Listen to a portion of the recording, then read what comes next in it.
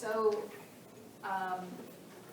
you each will have 15 minutes to present your arguments. The appellant may reserve up to 5 minutes. And well, obviously we've read the briefs and we are prepared to hear our arguments. I would just mention, I don't think it's relevant here, but we don't mention names of victims and we don't mention the names of children. And that is because we are recording and it will be placed on the court's YouTube channel for everybody to see. So just please keep your voices up, and I have to remind myself of that as well. So keep your voices up and stand behind the podium, and just let me know how much time you want to reserve.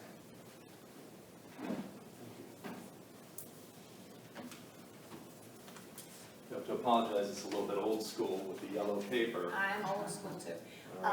The monitor does show your time too. I'm sorry for stepping in. Thank you very much. For the appellants, we'd like to reserve 5 minutes for rebuttal. Thank you. May it please the court, my name is Andrew Holford. I have the privilege of representing the plaintiff appellant Candice Griesmar. This case presents the opportunity to provide guidance to state trial courts on remand where a federal court declines supplemental jurisdiction over state claims. I would submit that the issue itself is larger than the civil rights context that's presented here. This is an issue that could recur within the context of securities claims. It could reoccur in the context of environmental claims, and it could also recur in the context of consumer claims. In essence, any time a federal court declines supplemental jurisdiction, the state court is put in a position where it's going to have to make a determination. The lens through which this is viewed is the summary judgment standard. In this case, it was to be construed, that is, the evidence most strongly in favor of the non-moving party, which is the plaintiff appellant in this case. The trial court in this particular case erred by granting summary judgment on res judicata grounds, by finding the state law claims involved the same material issues and the identical factual scenario that was litigated to finality in federal court, and I quote, "But facts do not exist in a vacuum."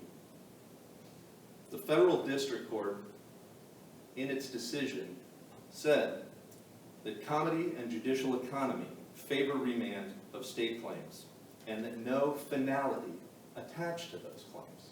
So the question of finality was addressed by the district court in this case. And it's important that I stress to this panel that this is not a subsequent case. This is an original case that was filed, removed, and then came back down on remand. So your traditional fact pattern for res judicata or collateral estoppel does not exist. In that sense, this is unique. Would you agree that at the very least that the facts, I'm not talking about application of the facts, but the facts that were determined by the district court would be controlling by a collateral estoppel in this case, in the state claims, the facts alone? I would not agree with that. And the reason I would not agree with that is because the facts that were determined at the district court level were only within the context of the federal claims. There are state claims and there is... Facts change? The facts don't change, but the facts are to be evaluated under different standards. For instance, the issue... Well, I'm sorry for interrupting, but doesn't that go to application though? It does go to application, but I think in the context of res judicata or collateral estoppel, there is a distinction that needs to be made. It is true that there were, I don't want to discount the federal district court's findings or the Sixth Circuit's opinion, but for instance, the issue as to the stop was never fully and finally litigated in the federal district court issue. It's true there is a statement that if you're speeding, in point of fact, there's probable cause, right? But the question that remains open at the state law level is, what are we to make of the factual determination that there was speeding in the first place? We have the entitlement to have a decision or determination as to that particular fact through the lens of the state law claims.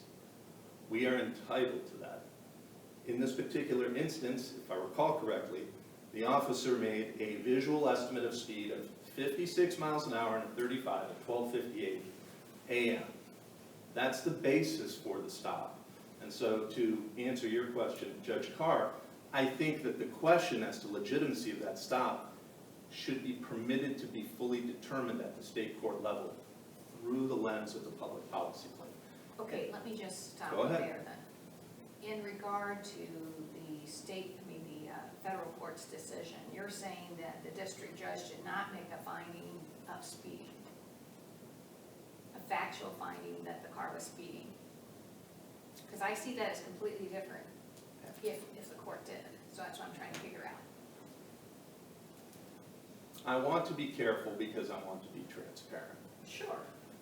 The And I'm federal being district transparent, I court's just can't remember. opinion does state that there was speeding. And that, but, But I would say that's not dispositive. okay, I'm not alleging that it may be Yeah, dispositive. I'm trying to figure out if there may be some things that would be collaterally estopped. May not mean that it takes care of the ultimate issue here, but that there may be some facts that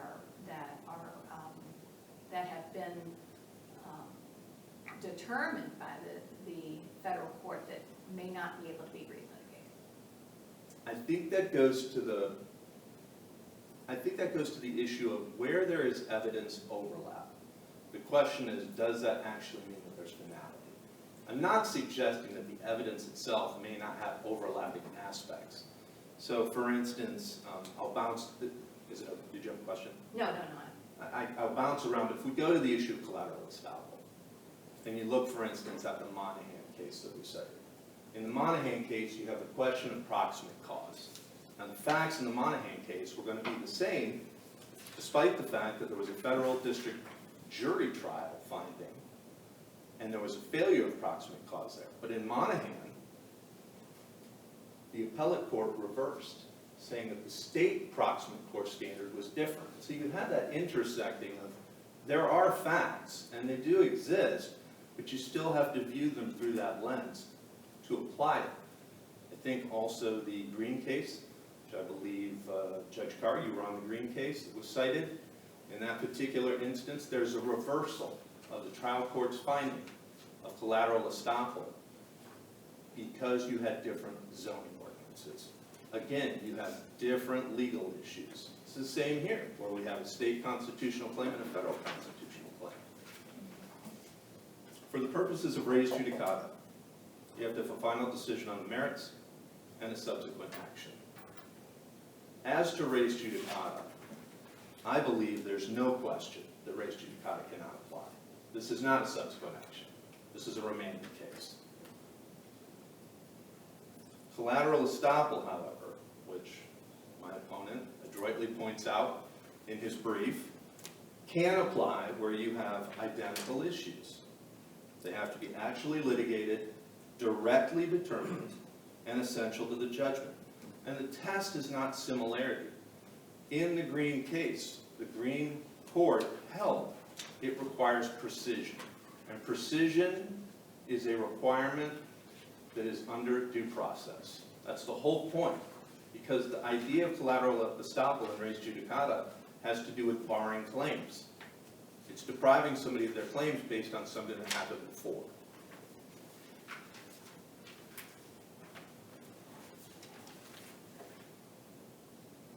We are asking what primacy should be afforded to the Ohio Constitution when the federal Constitution stops short.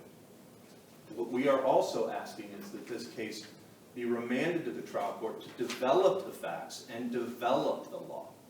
We are not here telling you what it should be. We are saying that we were deprived of an opportunity before this trial court to develop the case. I would point out to this panel that the procedural posture in this case was that it came back on remand. Discovery was immediately requested. A motion for stay was made. A motion for stay was granted. Summary judgment was filed. A 56F was filed, a request for additional discovery, further stay, and then a decision on res judicata. That is a deprivation of the opportunity to develop the claim in the first place. I don't know, once the evidence is fully developed, whether or not the claim itself will survive. What I'm requesting is the opportunity to develop the claim and to have the trial court directly visit the issue of the Ohio constitutional and public policy claims. The plaintiff appellant in this case has a right to have those claims decided on the merits. Counsel, here we're talking about, doesn't this turn on probable cause for arrest and detention?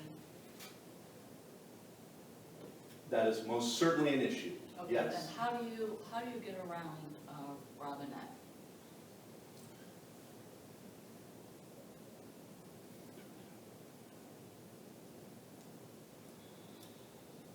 What I would say is that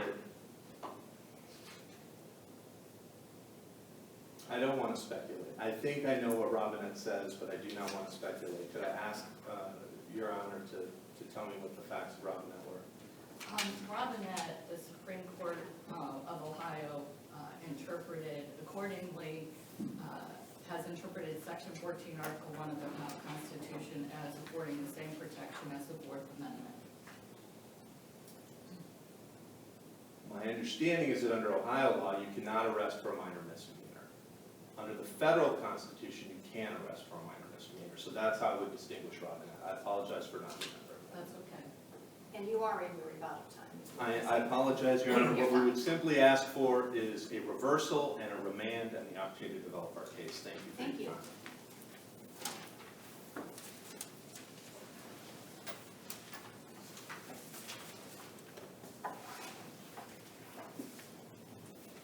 May it please the court. My name is Frank Scaldone. I represent the city of Stow defendants.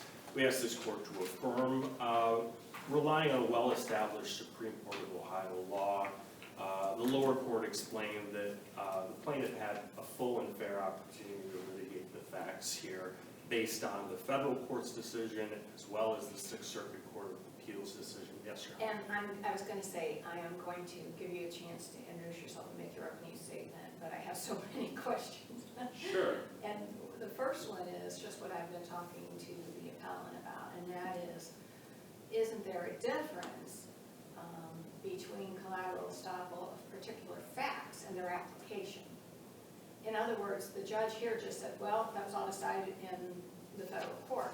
Was it all decided in the federal court, or were the facts decided in the federal court? Well, the facts, and I mean, this is not an issue of claim preclusion, it's issue preclusion. So we're solely, and I think a lot of times, and honestly, the case law gets a little bit fuzzy because when you're reading these cases, you're trying to distinguish between those two doctrines, and they use res judicata that cuts across both. It's very confusing. It is, and I think that's kind of how we've gotten here today in some regard. But it is the facts that are being determined, and if those facts are determined by a court of competent jurisdiction, they are binding on any subsequent action. And I understand that the opposing counsel wants to make the argument that this is not a subsequent action, but the case law it's clearly a subsequent action. You have a final order by the court of competent jurisdiction, this federal district court.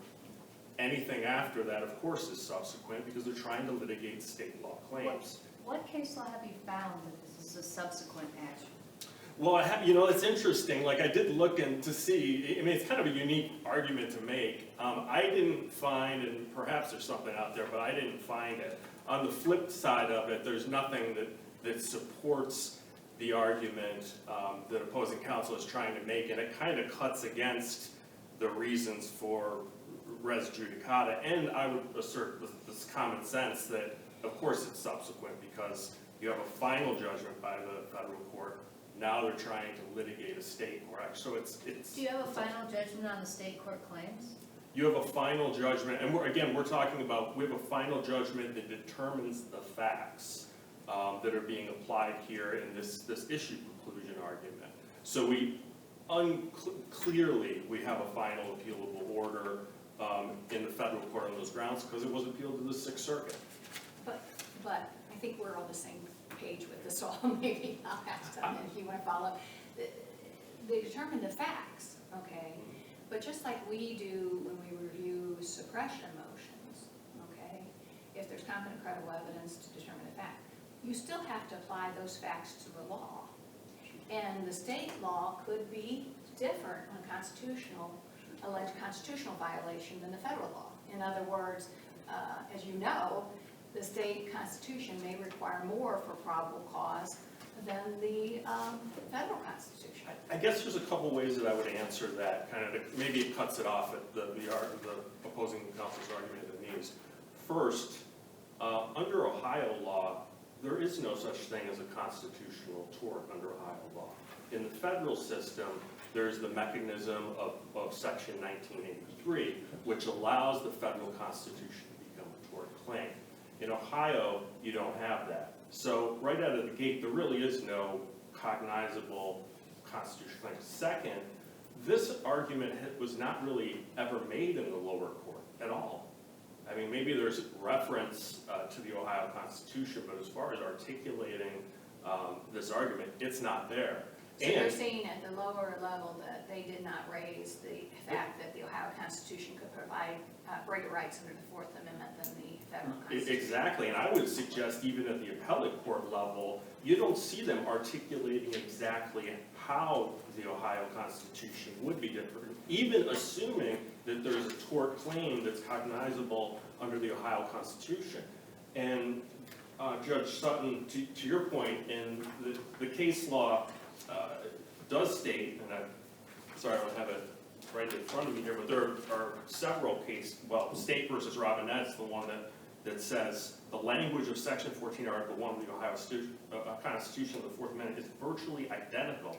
Accordingly, the court has interpreted Section 14, Article 1 of the Ohio Constitution as affording the same protection as the Fourth Amendment. And there's Thacker versus City of Columbus recognizing that from the Sixth Circuit. There's the Molansky versus Judy case.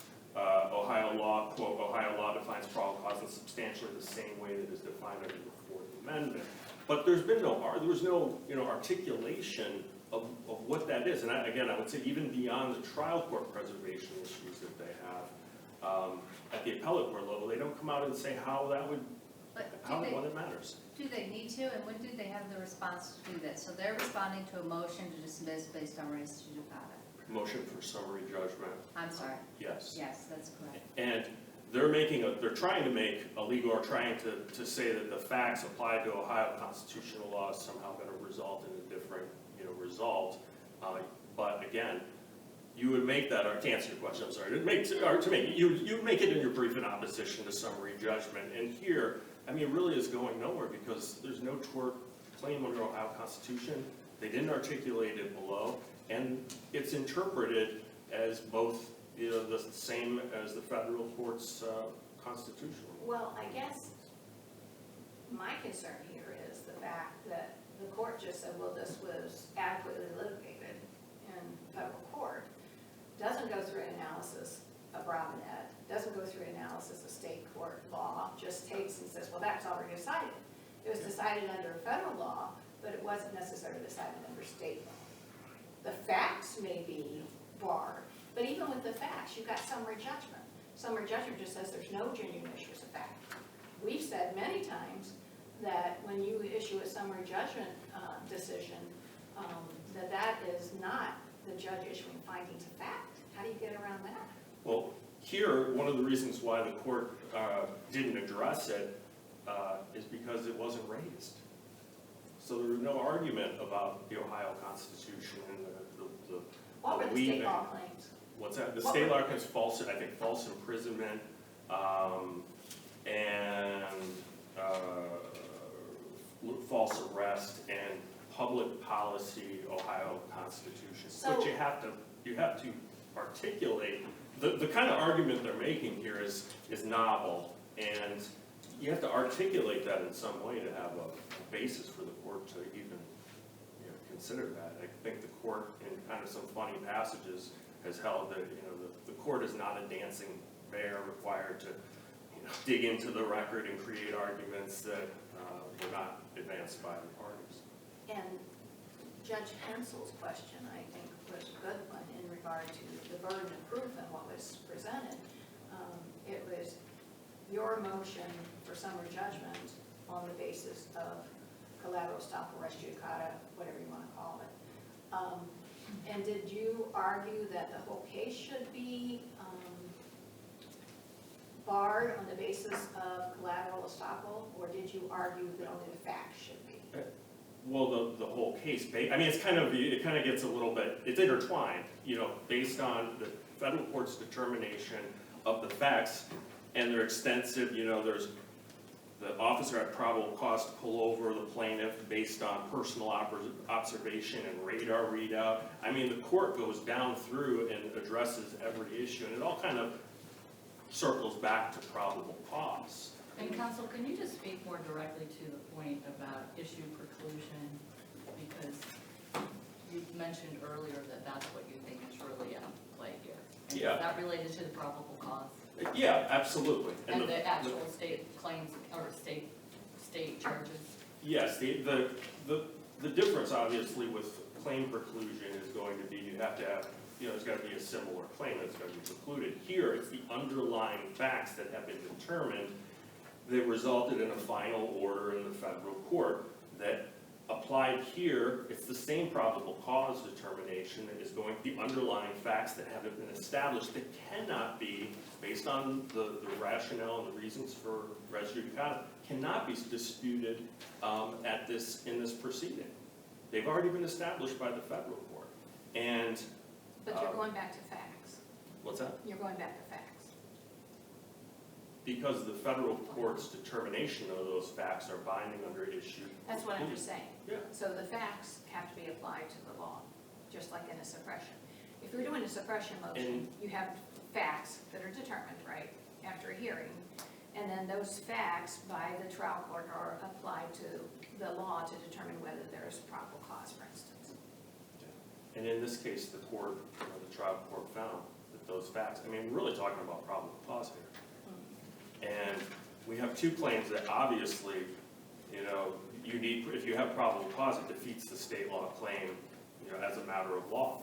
And you have a constitutional claim that's being advanced with vigor that doesn't exist under Ohio law, that wasn't raised at the trial court level, that wasn't articulated how it would change the result in any way at the appellate court level. So, What is the constitutional claim? I'm sorry, What is the constitutional claim? what was or what is? Well, what did they allege? You're saying that They it's not a state law constitutional claim. No, I'm saying that they have tried to allege an Ohio constitutional tort claim. And under the province, I can provide province versus Stark County Board of Mental Retardation, 64 Ohio State 3rd, 252, 1992. There is no, and it's pretty well established, there's no Ohio tort claim. So if you're talking about, you know, And that's what I'm not understanding. What, they allege false imprisonment, okay, and false arrest. Why are those not Ohio tort claims? I guess I'm oh, just they not are, understanding. they are. But both of those are tethered to the determination by the federal court's resolution of that factual Sure, issue. of the So- it's not a constitutional, it's not that there's not a constitutional claim. They are alleging a constitutional claim, right? And that was that their rights were violated because there's no probable cause.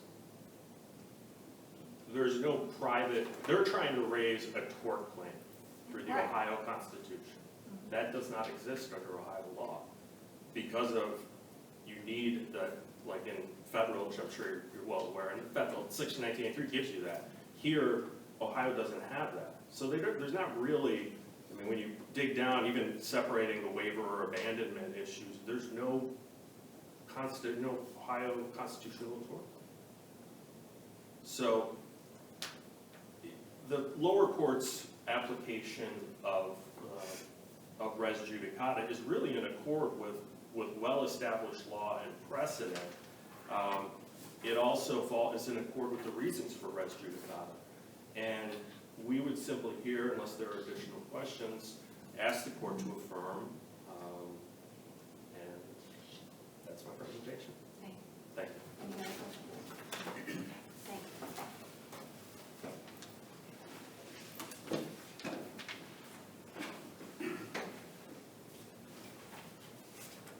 May it please the court. Probable cause is not a fact. Probable cause is a conclusion of law. Now, I get confused because the Sixth Circuit decision is controlling now. Well, this district court and the Sixth Circuit stated, the district court solely decided the federal claims she raised, while the state law claim, with the state law claims now remanded, she will have adequate opportunity for Ohio courts to review her claims under state law. Gee, does that say we don't have a chance to develop the record in state court? I don't think the Sixth Circuit thought that way. Well, and again, it goes back to what is precluded, and their argument obviously is the facts are precluded from being relitigated. Your Honor, if the fact is I was arrested for a minor misdemeanor of possession of marijuana in 2019, okay, that's a violation of the Ohio Constitution. That's a violation of Ohio law. Now, if the feds want to say it's okay to arrest you for jaywalking, that's for the feds to say. We provide greater protection than that. Well, but the point is, even if the facts can't be relitigated, just like you just said, probable cause is conclusion of law, you still have to apply those facts to the probable cause. And when you apply those facts in this case in a developed record, what you're going to see is complaints that are sworn to by one police officer in front of another. You're going to see, you've been cited for speeding. When's my trial? Never get a trial in the minor misdemeanor. You've been arrested for the minor misdemeanor of possession of marijuana. Oh, by the way, marijuana's never tested. And what, quote, drugs they seize are tested aren't drugs. Your Honor, all of this may mean, well, there was no policy of Ohio violated. There was no constitutional right of Ohio violated. Not here for the first time should that decision be announced. So are you saying then, when the court said the federal courts made sufficient factual findings to determine that the stop, arrest, and detention were based on probable cause and constitutionally valid, that the court should have looked at the facts that were determined by the federal court and then applied those to whether probable cause exists in this case? Bingo. So what about the fact that there's summary judgment, though? There's not findings of facts in summary judgment. Well, I would love to oppose summary judgment. I think we can show factual disputes. No, I'm talking about the federal court in determining this on summary judgment. Federal court determined it on federal law, and, I've already been beaten up for 6 years over that, so I'm not going back to the Sixth Circuit, and we didn't try to go to Washington. This case originally began badly pled by the lawyer who drafted the complaint to include the 1983 claim. I tried everything in federal court to get rid of it and get back to what we were complaining about, our rights under the Ohio Constitution, which are greater than the federal rights. I thank your honors for your time. Thank you. Well, we appreciate both both sides' arguments. We will take the matter under advisement and issue a written opinion that will be sent to both sides.